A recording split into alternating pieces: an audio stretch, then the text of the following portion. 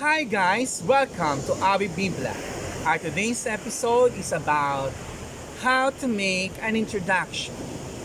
First of all, you must have your approved title.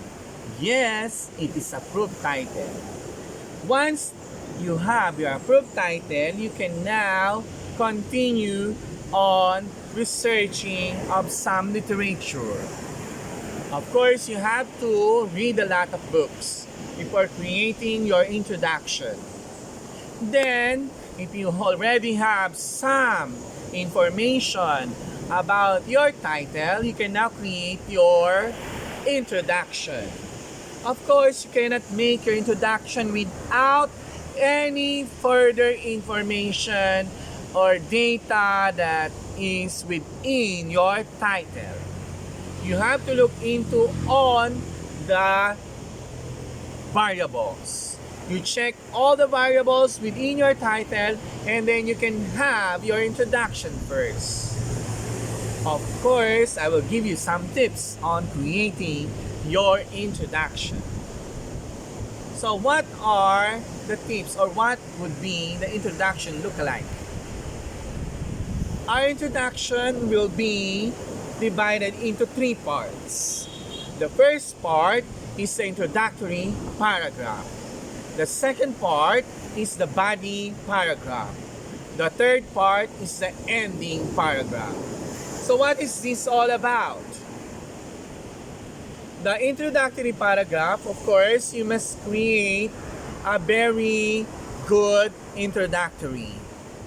The introductory can be social, political, religious, or anything that under the sun. Okay?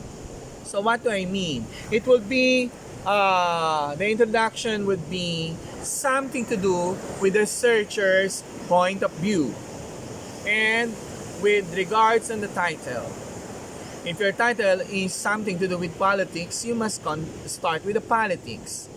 If the researcher is more on politics, they love politics, they go over to politics. If it is on religion, they start with religion. Okay?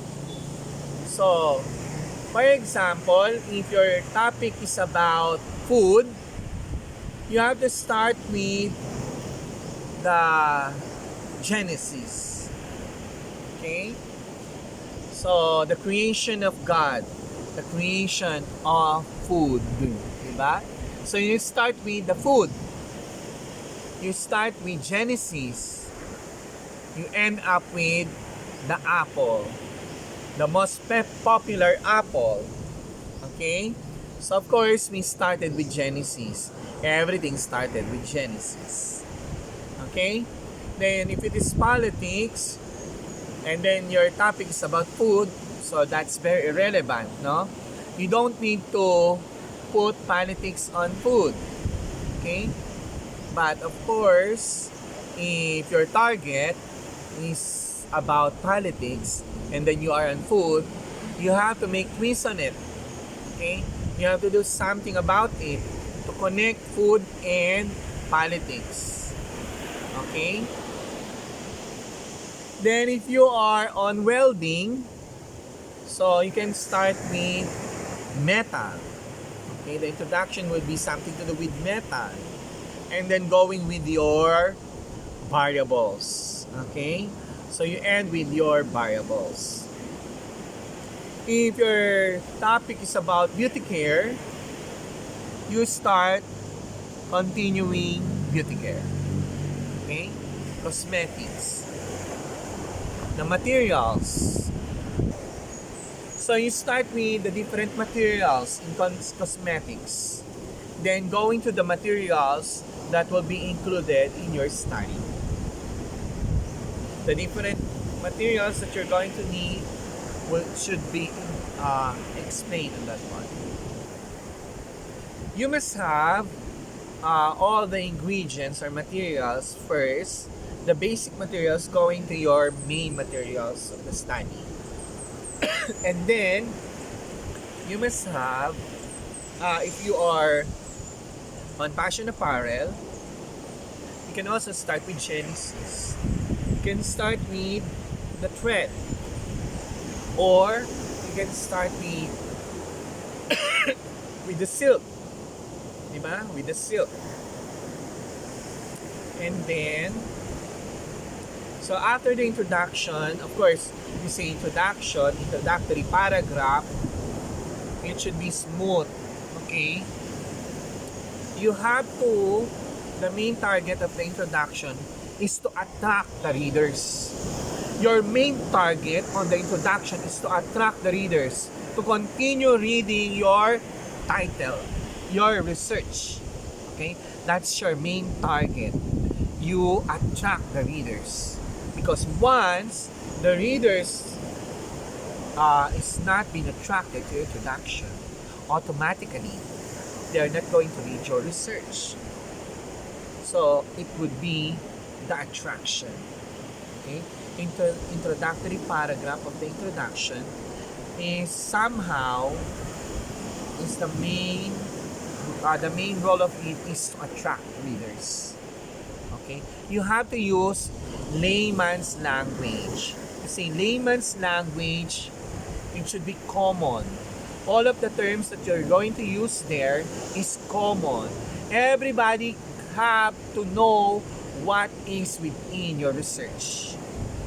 They have to understand that clearly. If not, they're not going to read it.